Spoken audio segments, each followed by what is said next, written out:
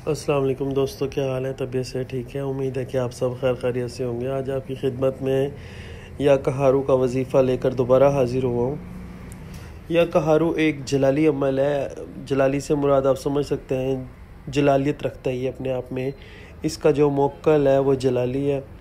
तो इसके इस नाम से पढ़ने से ऐसी बिजलियाँ पैदा होती हैं कि जैसे जैसे आप इसका ज़िक्र कर रहे होते हैं, विर्द कर रहे होते हैं, तो वो चीज़ें जो है ना वो कहती हैं कि हमें हुक्म दो, हम किस पर गिरे, हम किसको तबाह करें। तो ये जो है ना किसी के साथ ना हक नहीं करना आपने। वैसे तो अल्लाह ताला कहता है कि भाई माफ़ कर दें, सब्र करें, बर्दाश्त करें। अगर आप सब्र करेंगे, बर्दाश्त करेंगे तो अल्लाह ताला उसका सिला आपको देगा। और माफ़ कर देना तो एक बहुत ही, उसका तो मुकाम ही बहुत ऊंचा है। वो जो है ना अल्लाह ताला की को पसंद है जो बंदा माफ़ कर देता है।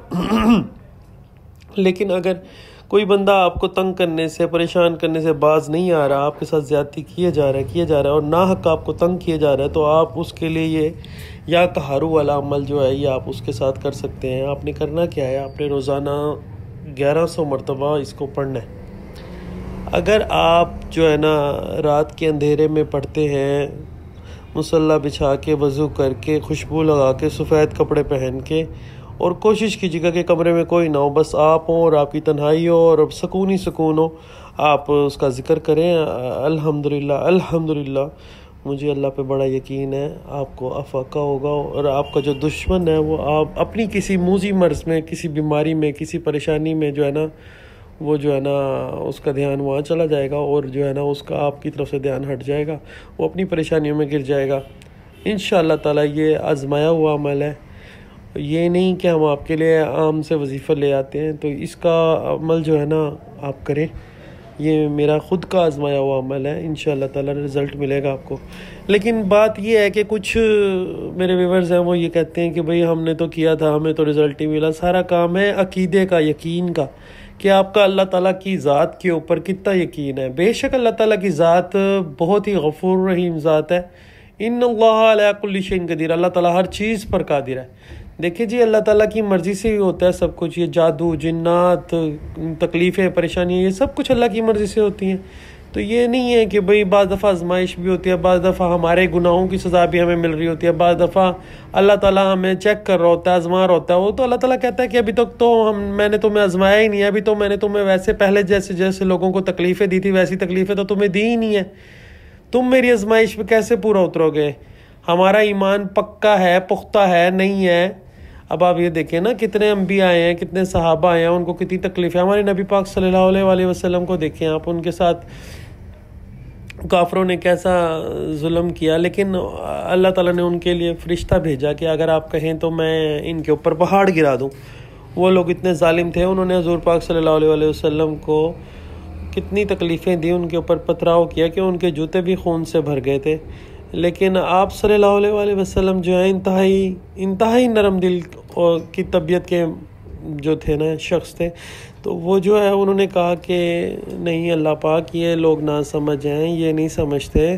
तो आप सल्लल्लाहु अलैहि वसल्लम ने ना जो उनको माफ़ किया और आपने कहा नहीं, ये अल्लाह ताला इनको हिदायत दे। तो हम जब किसी के लिए हिदायत मांगते हैं तो अल्लाह ताला हमसे राज़ी हो जाता है, अल्लाह ताला हमसे खुश होता है। अल्लाह ताला कहता है यार ये मेरा बंदा जो है कितना अच्छा है, ये दूसरे के लिए बददुआ नहीं कर रहा, किसी को तकलीफ़ नहीं दे रहा, ये अपने आप में ही बर्दाश्त कर रहा है। कुरान पाक में भी अल्लाह ताला फरमाता है जो लोग सब्र करते हैं और नमाज से काम लेते हैं मैं उसके साथ हूँ, उसका अजर मैं दूंगा। आप यकीन कर सकते हो उसका अजर आसमान तक जाएगा, उसका लेवल ही कुछ हो रहा है। तो बहरहाल कुछ गंदे लोग भी हैं इस दुनिया में, ज़ाहिरी बात है, जो लोगों को तकलीफ़ देते हैं, हसद रखते हैं, बुग़्ज़ रखते हैं, मुनाफ़क़त रखते हैं। दिलों में उनके जो है ना बुग़्ज़ होता है, मुनाफ़क़त होता है, और मुंह पे वो बहुत अच्छा बोल रहे होते हैं, अंदर ही अंदर वो जड़ें काट रहे होते हैं। तो ऐसे लोगों के लिए जो है ना अल्लाह पाक ने अपना एक नाम उतारा है, या कहारू। 13वें नंबर पे ये नाम है अल्लाह ताला का, जलालियत से भरा हुआ। आप इसका विर्द करें। वैसे तो मैं अपने व्यूअर्स को ये कहता हूँ कि आप इसका विर्द जो है ना डेली अगर आप 5000 पढ़ते हैं तो 1.25 लाख आपका 40 दिन के अंदर अंदर हो जाएगा।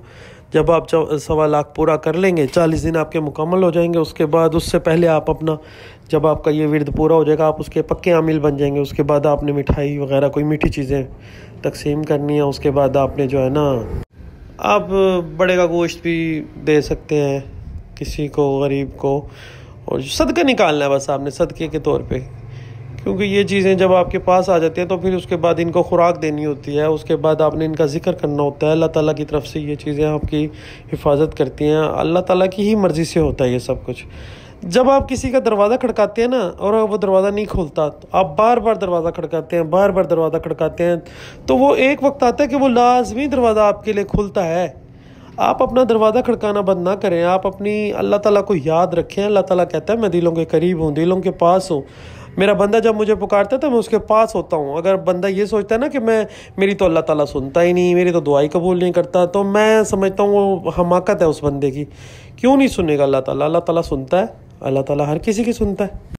अल्लाह ताला ने पैदा किया है, अल्लाह ताला हर बंदे की सुनता है। देखो अल्लाह ताला कहता है मैं काफिरों को भी दूंगा खाना, मुसलमानों को भी दूंगा, लेकिन काफिरों को जो है ना बस दुनिया में देगा, और मुसलमानों को दुनिया में भी मिलेगा और आखिरत में भी मिलेगा। काफिरों का जो है दुनिया में कुछ, दुनिया में ही की हद तक है, उनका आखिरत में कोई सामान नहीं है। उन्होंने तो दुनिया में ही अपनी जन्नत मांग लिया ना। हम तो दुनिया में आए इसीलिए कि अल्लाह ताला की इबादत करें लेकिन हम लोग तो पता नहीं किसी और ही चक्रों में लग गए हैं, कोठियाँ, बिल्डिंगें और पता नहीं क्या क्या। हम कहते हैं ये भी चीज़ हो, वो भी चीज़ हो। अल्लाह ताला कुरान में फरमाता है मैं तुम्हें घोड़ों से, औलाद से, बीवी से, बच्चों से, जायदादों से आजमाऊंगा। और वही हो रहा है, देख लें, हर कोई एक दूसरे से आगे निकलने की दौड़ में लगा हुआ है। नहीं जी मेरे पास बड़ी कोठी हो, उसके पास बड़ी कोठी क्यों है, मेरे पास भी होनी चाहिए। उसके 3 बेटे क्यों हैं, मेरे पास 5 बेटे होने चाहिए। बस यही है कि हर कोई अपना जो है ना आगे निकलने के चक्करों में दुनिया के अंदर फंस चुका है। हम जिस काम के लिए आए हैं वो काम हम भूल गए, अल्लाह की इबादत नहीं करते हैं, अल्लाह को याद नहीं करते हैं। आप यकीन करेंगे या कहारू एक ऐसा अमल है कि जायदादों के फ़ैसले तक एक रात के अंदर अंदर हुए हैं। जो अदालतों में चल रहे हैं 40-40 साल पुराने केसेस, वो एक रात में आप अपना अल्लाह ताला से फ़ैसला निकलवा सकते हैं अगर आप हक़ पे हैं। आप किसी के साथ ना हक़ करेंगे तो ये उल्टा आपका भी नुकसान हो सकता है। तो कोशिश करें कि इसको, अगर आप हक़ पे हैं तो अल्लाह की राह में आप जो है ना, वैसे तो अल्लाह की ज़ात की खातिर आप छोड़ दें। अब अल्लाह को पता है कि अल्लाह ताला ने कौन सा काम क्या करना है। अल्लाह ताला हर रोज़ किसी ना किसी काम में होता है, तो क्या ज़रूरत है कि आप जो है ना किसी के साथ ना हक़ करें।